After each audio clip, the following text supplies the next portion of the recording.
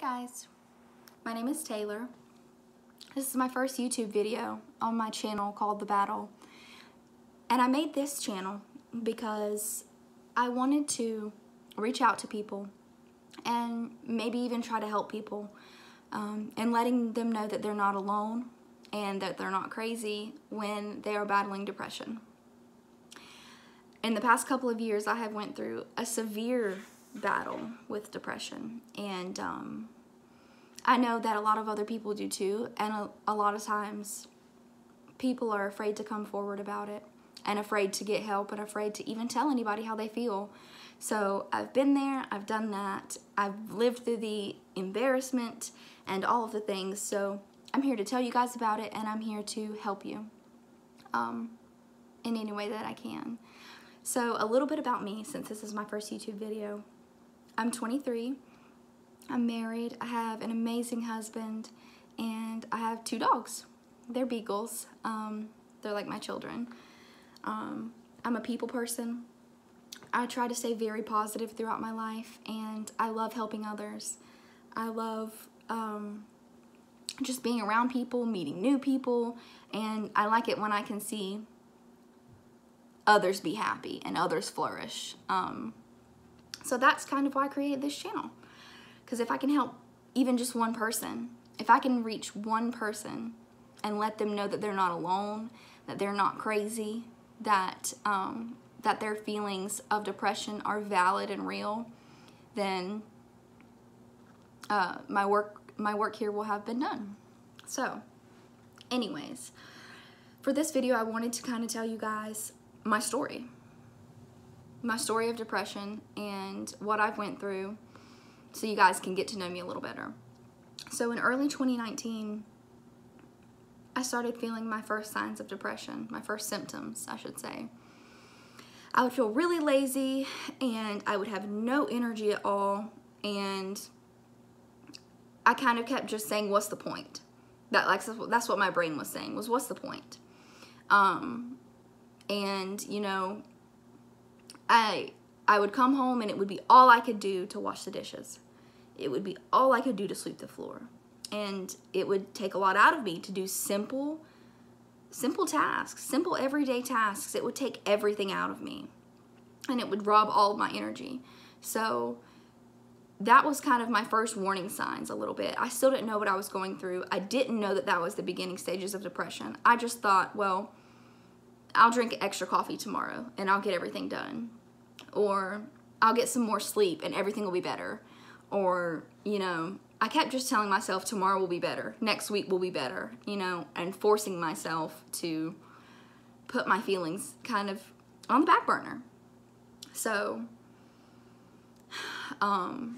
fast forward to kind of the beginning of 2020. And I went almost a whole year in 2019 with my symptoms of depression being mild but manageable. Fast forward to the beginning of 2020, and which I know 2020 has been rough on all of us, but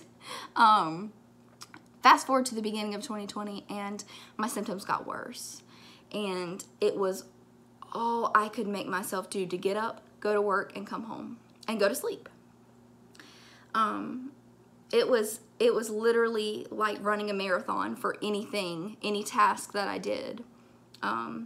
Simple everyday tasks were very, very, very exhausting. And at this point in 2020, it was when I noticed that this is a little bit more than just low energy. My diet is good, I'm exercising, I have an active job, I have a husband who loves me. What do I have to be depressed about?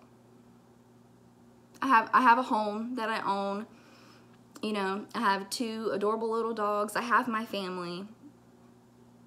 Why am I depressed? I'm not depressed. So, little did I know that depression doesn't just attack people who have lost something in their lives, or people who have went through a tragic loss or something like that. Depression is a chemical imbalance in your brain, and it can happen to anybody. Rich, poor, old, young, I don't care. It can happen to anybody. So when I realized that, I told my husband, I said, at this point, I think I need professional help.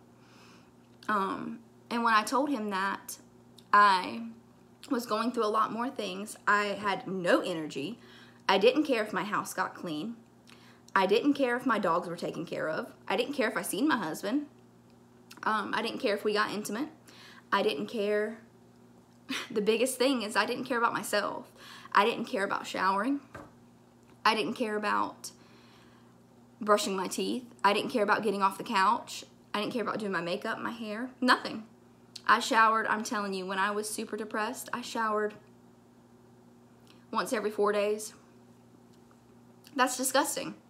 That's disgusting, but it's the truth. And that's what depression does to you. So if you're going through that, and if you are like, yeah, that happens to me too, that's what I'm doing right now, you're not crazy. You're not lazy, and you're not normal. Anyways, at that point, I was just feeling very, very numb. My dogs didn't make me happy anymore. My family didn't make me happy. My husband didn't make me happy. Not that it was his fault, but it was my depression's fault. I just felt kind of numb. Nothing mattered. It didn't matter if I got up and went to work. It didn't matter if I showered. It didn't matter if I ate, or if I ate too much or too little. If my house was clean, nothing mattered. So basically, I just kind of felt numb. I felt extremely numb and lonely because I've never been through this before, and I didn't know anybody else who has. Or at least at the time, I didn't know. And I just felt very, very numb. I didn't feel sad. I didn't feel happy. My brain, I told my doctor, my brain felt kind of gray. There was no black and white. There was no happy and sad. There was no emotions. It was just numb. And I kind of felt like a piece of machinery, like a robot, getting up and going to work every day and going through the motions, but not feeling anything. Not taking anything in, not learning anything. So, and at that time, I became so lazy and I didn't do anything that I had actually been having suicidal thoughts. And that was extremely hard for me to tell my husband because I didn't want to hurt him. But I told him, and I told him I needed professional help. And I struggled with suicidal thoughts for a couple of months before I went to the doctor. Just kind of thinking, oh, I'm not contributing to society. I'm just a kind of a knot on a log, a couch potato, and nothing makes me happy and nothing matters. My life 10 years from now is not going to matter. I'm never going to amount to anything, so just be better off gone. So in May of 2020, I had my first doctor's appointment. She prescribed me some antidepressants, which I'm not here to talk about antidepressants on this video. That's a whole other topic. And I'll tell you my feelings on those way later. But she prescribed me some antidepressants, and they were working, and I was doing better. But then at some point, I just self-sabotaged myself. And I kept telling myself, everybody hates having you around. Everybody knows that you're worthless. Everybody knows that you're lazy. Everybody knows that, you're just weak for saying that you have depression when you're really just lazy. That's what I kept telling myself. I kept telling myself my family was annoyed to have me around and that they just wished that I had never been born. And that sounds crazy coming out of my mouth right now, but that is genuinely how I felt. I thought that my husband was annoyed with me and that he hated me and he didn't want to be with me anymore. None of that was true, obviously, but that's how I felt. And so I started having suicidal thoughts. And I go to counseling and I start taking my medicine, my antidepressants that's supposed to help, and at some point through that, I feel guilt. I feel an incredible amount of guilt. Because nobody in my family goes to therapy. Nobody in my family takes antidepressants. So, it was kind of, I couldn't talk about it with anybody. And I felt crazy. I felt like a crazy person.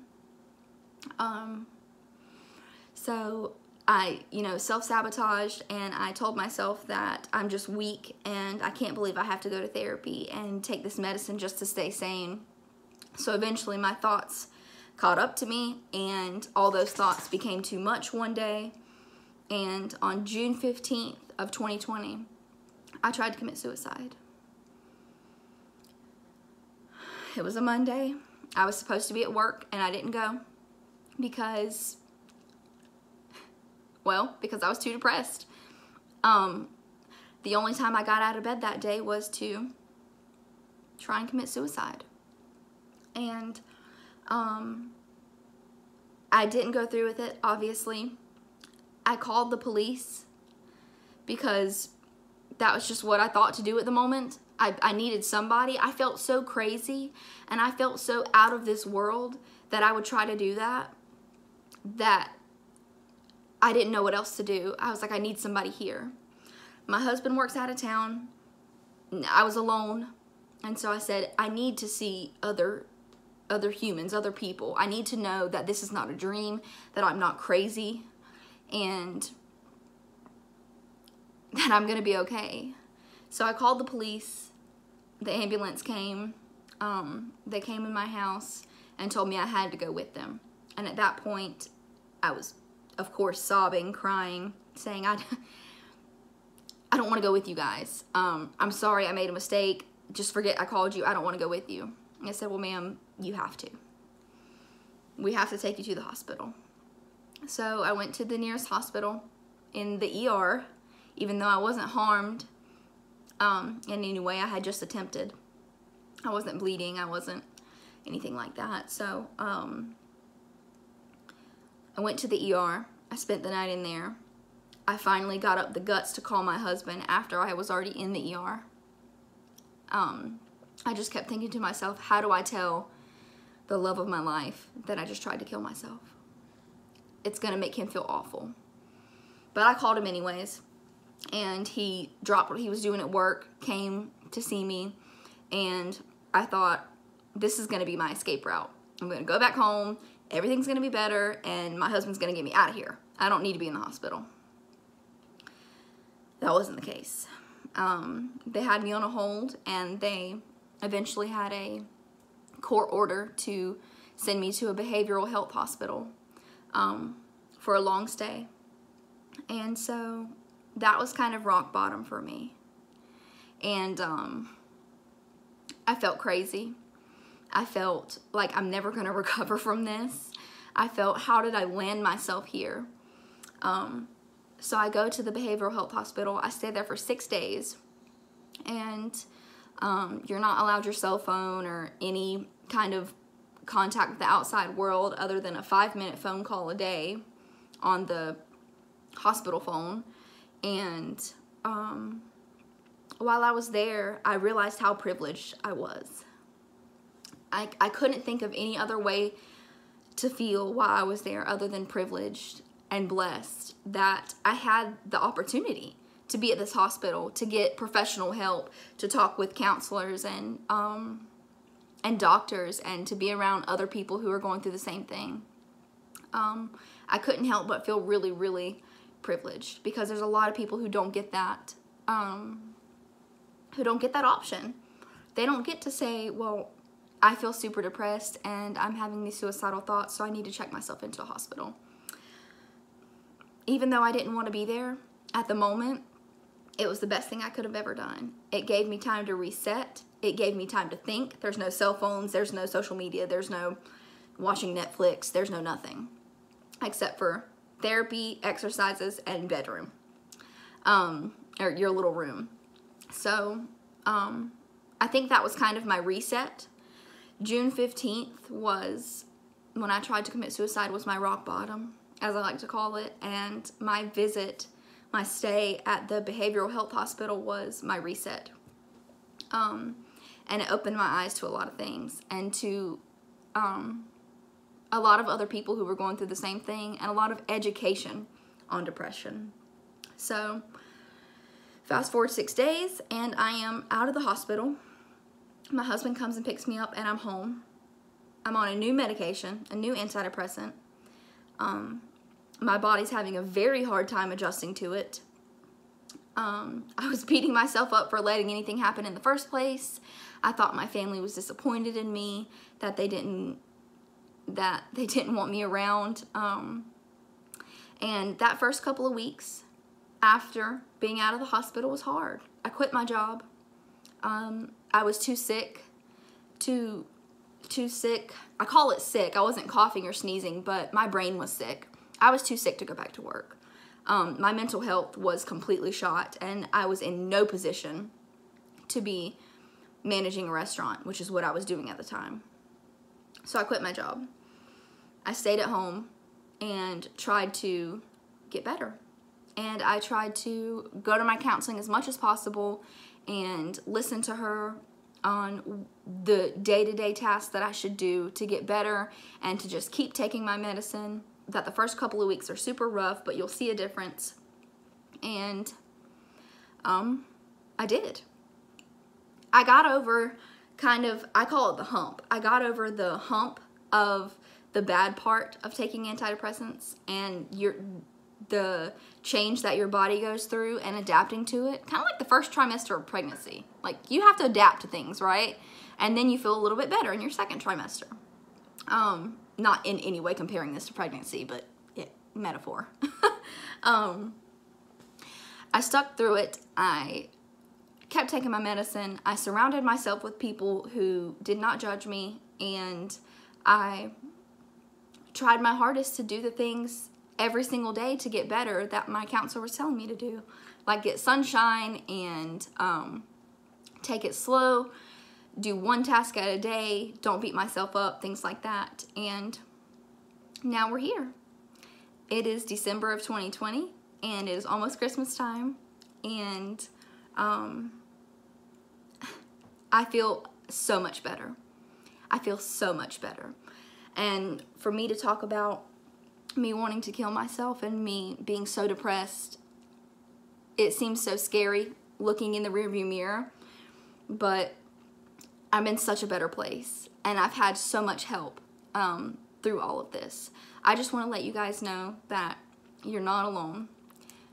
You're not crazy for feeling the feelings of depression, and you're going to get better. You can't get better on your own. The feeling's not going to pass tomorrow or the next day or the next week or month.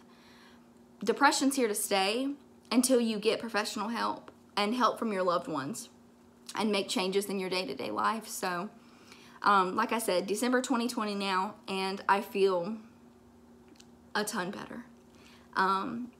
So much so that I wanted to start this YouTube channel and help others and just be there for you guys. So if you're feeling super depressed, you don't know if you're feeling depressed, if you're feeling suicidal, any of those things, don't give up.